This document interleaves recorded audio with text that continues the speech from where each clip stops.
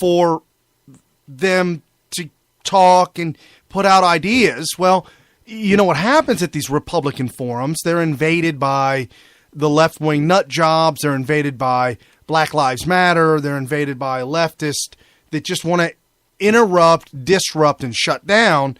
And that started to happen before the event even began.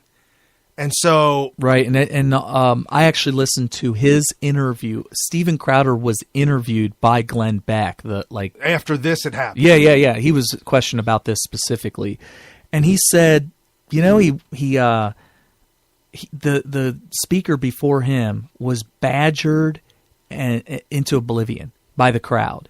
And just, he said he just had enough of it. And so when they called him up, this happened.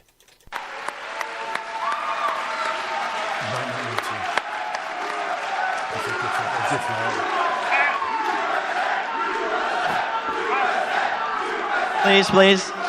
Mr. Crowder, if you'd like to make your opening remarks. Hey! Thank you.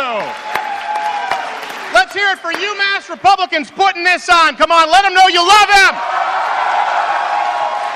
He jumps up mad. Let's hear it for Milo. Let him know you love him. He's mad right now. Let's hear it for Miss Summers. Let her know you love her. Time to listen up, you silly liberal fruitcakes. I came out here and wanted to tell some jokes. Let's do some reality checks here. Do you have any idea, sir, how pathetic it must be to be you? These people wanted to come out and have a good time, hear a few jokes, some thoughtful discussion, but your head pops off the pillow in the morning with, oh, how can I be a professional victim today? Let me go in and screw with their act just because, oh my God, your parents didn't tell you that your opinion wasn't worth that much. Look, they're confused. You know why? Because I'm not your gender studies professor who has to cater to your trigger warning, microaggression, safe space bullshit. I didn't want to do this. I wanted to come out and tell a few jokes. You created this monster. We have to go. 10 more minutes of this. Let this reverberate. Let it be a life lesson. This monster right here that you're so afraid of, the face you see in your nightmares, was created by social justice warrior assholes like you. And now you have this wonderful faggot. That's what happens. He's talking about okay? Milo. We good? Yeah, we can. Yeah. Darling, you can call me what you like. Oh, okay, there we go. Does he have a British accent? Crying out loud, listen. He's gay. Nobody here wants to hear your opinion that much. And here's what's so crazy. You couldn't wait 5 minutes. Unlike leftists, we have an open panel and a Q&A session because we want an open idea. Oh, I'm a racist. There you go. That's a new one. Where'd you learn that one in Social Human Studies 101? Right next to the giant, I don't know, wild boar I couldn't see who said there's no such thing as fat chicks. Guess what? If you think there aren't, you are one, okay? Did he just make a fat joke? Yeah, I did. And no, it's okay, because I got some here, so screw you. I have a faggot pass and a fat pass today. He's got 2 passes. We wanted to come out here and tell a few jokes. We wanted to have a thoughtful discussion. We want an open conversation of ideas. You guys can't be grown adults enough to literally wait 10 minutes to the point where we open the floor. And unlike leftists, guess what? We don't try and ban you when your speakers come to school. We don't show up and protest and call them, oh, shut up, you just got owned and now you're trying to come back 5 minutes later. It's like George... The jerk store called, they're running out of you, George Costanza, you androgynous little amoeba. And by the way, these opinions you're yelling out, they're not even your opinions. They're your opinions from your gender studies professor, and the really reason you picked it was because you thought it was your best chance at getting laid. You just decided to walk on in to try and pick up chicks at the San Francisco retread pot-smoking drum circle, only to realize that your very glance in the direction of a woman causes a barren womb. Yikes! Oh, man. That was major ownage right there. Major ownage. So you could tell by the way that went down that it was, for the most part, off the cuff. And yeah, and and like I say, every show, follow us at facebook.com/SmithRadio. I posted this right after Carrie sent it to me. These little tidbits. I got to listen to it the instant it was uploaded, because it was uploaded on his channel, and since I've subscribed to it, it just popped right up in my feed, and I said, "Oh, Steven came out with a video," and I watched it and was like, I think within a day it was like 1 million hits. It definitely, you knew that was going to go viral. Yeah. As soon as I saw it, I knew it was going to go super viral. But yeah, it's stuff like that. Steve Ducey's son, Peter Ducey. Peter Ducey, yeah. You know how he got his fame? He was at. He beat down. He gave somebody a beat down. Well, he was just a audience member at some university, and I can't remember if it was Obama or somebody. Some leftist was up there speaking, and when they did the Q&A, Peter Ducey got a chance to ask a question, and it went absolutely viral, and now he has his own spot on Fox News. So I think that something like this is going to get Steven Crowder, that kind of exposure on a national stage from here going forward. Just like Peter Ducey is now on the national stage as an anchor at Fox News. Now, obviously, he has his dad to help him out, but I don't know if Steve Ducey could just come up and say, "Hey, can my son have a job?" No. I think he needed to do that, right? But anyway. Well, and the reason why I wanted to bring this up and kind of go down this road is because we wanted to talk about what went down in California this week. Oh boy, this is what the left does. They scream hate. They say you're hateful. They scream all these. But why though? Because they own the hate. Do they? Yes. Do they own the hate? Because the hate is in them. Or was there a Craigslist? Oh, they're hating because they didn't get paid enough to pay the bills when they got arrested. Oh, really? Because the ad said. So, anyways, let's Costa back Mesa. up. Let's back this up. Okay, let me set the stage. We're in SoCal, Southern California, in Costa Mesa, in Orange County. I've been there. That's where Camp Pendleton is. Correct. Orange County is considered. It's right south of L.A. County. It's kind of pretty much right north of San Diego. Right, correct. It's that space. L.A. and San Diego are very close together, relatively speaking. A couple hours. Yeah, and that space that's on the coast, right between L.A. and San Diego, is pretty much Orange County. Right, and as you're going south from L.A. County to Orange County on the freeway, and you're in L.A. County and you're heading there, and your car's vibrating and it's shaking and you're hitting the potholes, and then all of a sudden it smooths out like you're on the tarmac. And it's just beautiful. And the skies are sunny. And everything's clean. And there's no trash on the road. There's no graffiti and no tagging. You know you're in Orange County. Conservative county.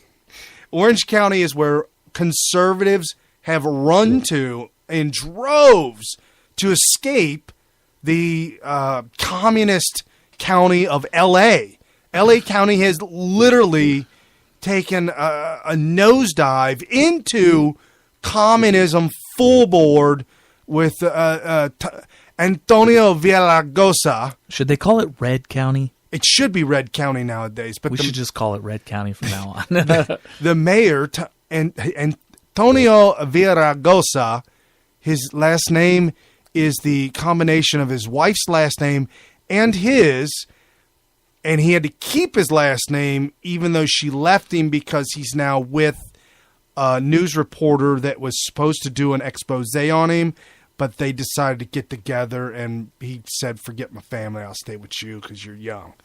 That's the mayor of L.A. Wow. And uncontested, again, and he was hailed as all this and all that. He loved to get the race riots going. He had the so he's a community agitator. Oh, absolutely. He had the chief of police literally in his back pocket hating on the cops. The mayor and the police chief do not back their own police officers. It's bad there. That sounds terrible. It is awful in LA. Go to Orange County. It is predominantly white, higher class, higher income.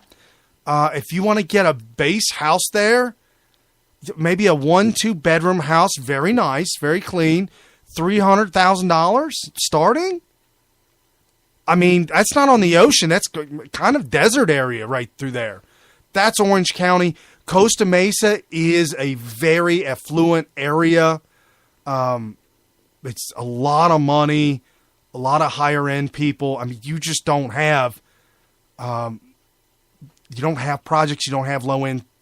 You just don't have that there. And for these protesters to descend on Orange County, they ascended from LA County. They descended on Orange County. For them to get into Orange County like that, they had to be busted. There is no doubt in my mind. So you're saying that if locals just came around to protest, they would have been having to drive out of the garage of their $300,000 plus house. Right, or their $200,000 apartment, condo. I remember some kind of bad areas of Orange County near Camp Pendleton where they would have strip clubs and stuff like that. But that might have been limited. It might have been just bad businesses catering to people with vices that are, Marines from the base and stuff like that. You know how those Marines are with vices. Well, there was some pretty shady looking areas near Cherry Point, right, and Camp Lejeune in North Carolina. No, but my whole thing is that where they had this rally at, just like where they had the rally at here in Cincinnati up in Mason.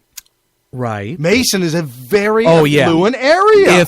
If there was a riot or bad characters, if you will, at the Mason rally, I would have said, hold on, I'm waving the BS flag right now. Where did they come from? Because they were there, they were roped off, and they claimed to be Bernie Sanders supporters. Okay. Holding Sanders signs, and they were screaming at the cops, yelling at the cops. The cops say, you can't cross this line. You can't tell us what to do. Stuff like that. But, okay, Mason, it's not going down. Costa Mesa is a whole city. The city the size of Cincinnati, like that. It's very, very clean, very lawful. I mean, it's just a good place to be at. I had friends that were there that we would drive down and we'd see them all the time. I loved going down there. It was such a really nice place. So for this riotous thing to go down there, blocking the streets with Black Lives Matter, and I was trying to find the sound clip where I had it before, but one of the Black Lives Matter, they were burning the American flag. Yeah, I saw the footage of that. They had the bullhorn, and she kept screaming how our ancestors would be proud of us. Her ancestors from? I don't know. Just that's all she kept saying. I heard there were a lot of Mexican flags there, which a lot of people don't realize, and maybe the Mexicans don't realize this, the Mexicans in America, that Mexico is a country, and it's not America. Right. You can be of Mexican descent and be in America either as an American citizen or you can be a legal immigrant from Mexico in America. Right. And you could actually just be here on a green card or whatever, and you could actually be Mexican. That's cool. Why you would be flying around a Mexican flag, I understand why you're doing it. There are people that are of Mexican descent who are patriotic Americans who will fly around a Mexican flag, right, just to kind of celebrate their heritage or something like that. But you really need to stop and think, if you really love your new country of America. Whoa. You're calling it their new country? Well, I'm assuming that they would have come from Mexico. They're calling it, and they were holding this little Mexican boy with a sign up that said, "Make America Mexico again." Whoa. Okay, so that's an invasion. Well, they believe, the majority of the Mexicans that I have encountered in SoCal, especially in LA County, believe that they will take back their land that was stolen from them, because that's what they're taught. We had a Mexican-American war, and we won. And we actually took over all of Mexico and America, and then decided to give the Mexican